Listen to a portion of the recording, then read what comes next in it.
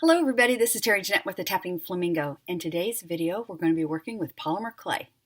Frequently, I teach jewelry making classes up at our local senior center. I haven't done it for a while, but I actually have one scheduled in a few weeks. And I'm actually going to show you what I plan to teach them. It's going to be about polymer clay and making Natasha beads. There's a lot of really neat things you can do with polymer clay. I got this on my last trip to Hobby Lobby, and in it are some really cool ideas. Unfortunately, it doesn't really tell you how to do these, and I would really like to learn some of them. I probably could figure this one out. But all these neat things are made for polymer clay. Now, normally when you do a Natasha bead, you just use scraps, odds and ends of things that are leftovers, or maybe a cane, which I'll be honest with you, I don't know how to do a cane. I need to learn how. But just little odds and ends of what you have and cut it all up, and then you make something like this. Now the items you're going to need is some type of this is like a piece of ceramic tile. It's better if it's smooth, but I don't really care right now. I kind of like my stuff a little bit textured. This has some texturing to it, so it will come out on the clay that way. This is just a part of a tile that we just redid our kitchen and entry and some other areas in the house. And this was a little bit of leftover tile from that. And usually, like I said, you use scraps, but since I'm going to be teaching a class, we're not going to use scraps. I am actually going to use some new polymer clay. I haven't figured out what color yet, but I really like this color combination. We've got some sparkly, and then we have, see, what do they call this? I'm not familiar enough to know where the name, here we go. Turquoise glitter. Isn't that pretty? And then this is pink glitter. Oh, this is glitter too. Okay. And then this is just ballerina.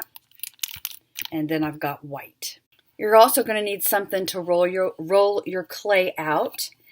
And then some other tools I have. And I don't know what the technical name is for all of you polymer clay people. Let me know. But I've got this little square thing to smash it down if I need so.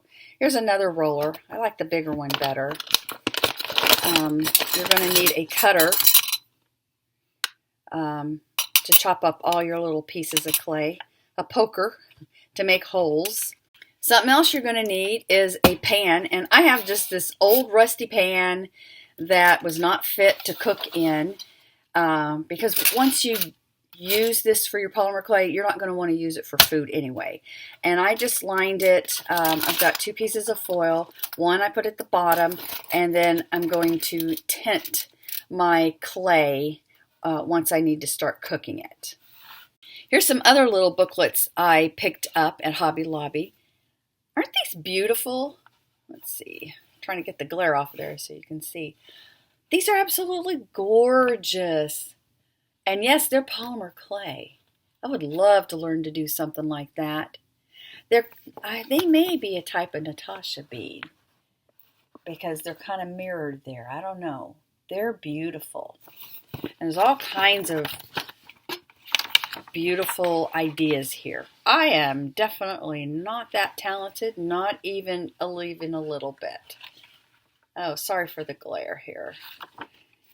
And then the other booklet was this Clay Creations, and I've used terracotta clay in a lot of my jewelry too. That's really good to use if you want to do like jewelry for essential oils.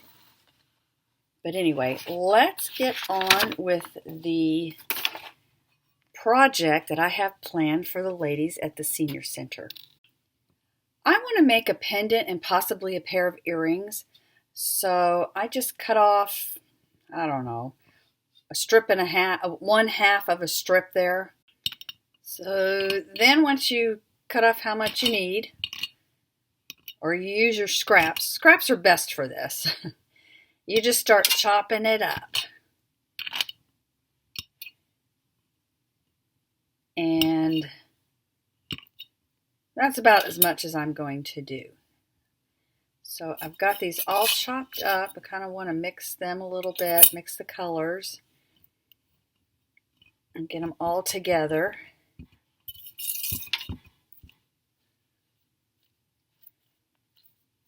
And I'm going to warm them up with my hands. And then just make a ball.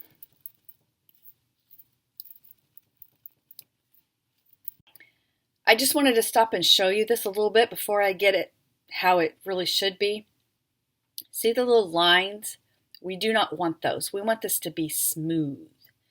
So I'm going to continue to roll it out and kind of smush it, roll it like this until you get it all smooth. Okay, I think I got all the little lines out of there. The next thing is, it's really pretty like this, and you can even just roll it out and maybe use your cutters to make different shapes and all. But we're going to take it a step further for the Natasha bead. And I'm just going to start rolling it out like a snake. And one thing about doing this, you have to be careful. You don't want to go too far or you'll get more of a brown, a mud color. But anyway, I'm going to twist and then kind of smoosh it in to itself there.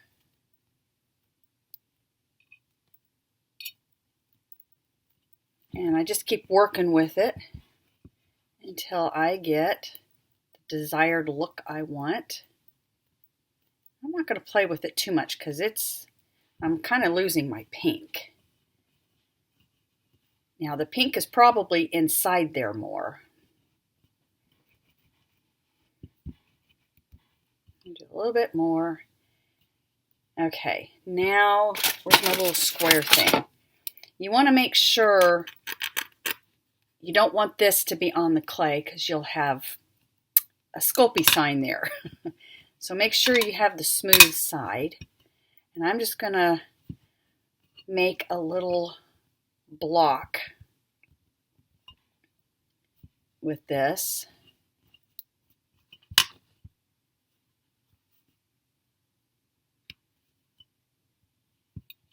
Just kind of smush it down on all sides to get it even. And let me work on this a little bit and I'll come back and show you the next step.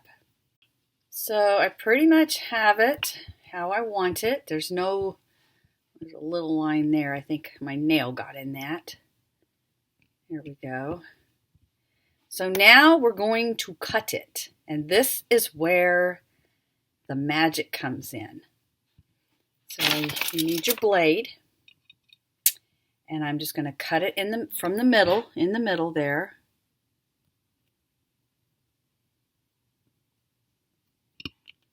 That wasn't too much in the middle, but we'll fix it.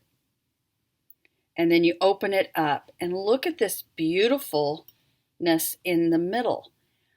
And then what you do is see how you can put it together. Now I think I'm going to make 2 beads out of this. So I'm just going to do one. I'm going to do one. Let me see what the back. This is really pretty. I want to make sure everything is lined up. And then I'm just kind of smush it together. This is going to be a really big Natasha bead. But oh man, this is so pretty. And at the back, you're just going to have this wave effect. And there's a line there, but you just kind of have to smooth it with your fingers and keep working with it. Now what I've done is, because this clay is pretty warm, it is really easy to work with. And I'm just kind of taking my finger and kind of smoothing that. And then lightly I kind of roll over. I'm just working with it. And this, it almost looks like a beautiful maybe dragonfly or something. See the wings? Here's the antennas. But I'm just going to continue to work on this a little bit. And this is going to be a really big bead.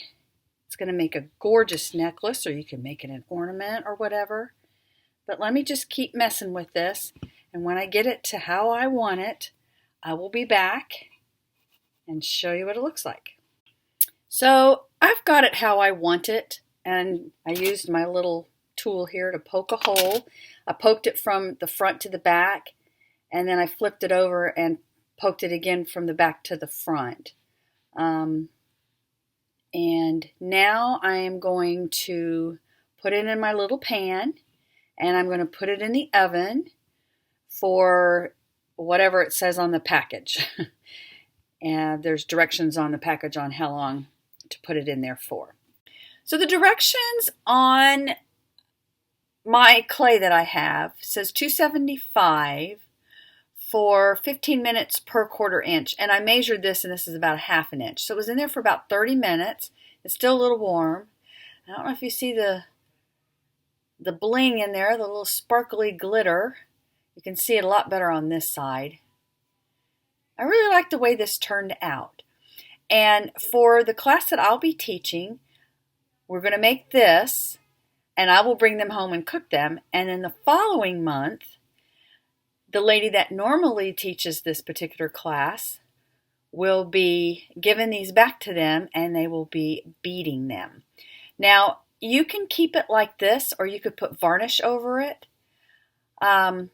Due to the lack of time, because it does take time for that to dry, we will not shellac them. We will not put a shiny coat on there.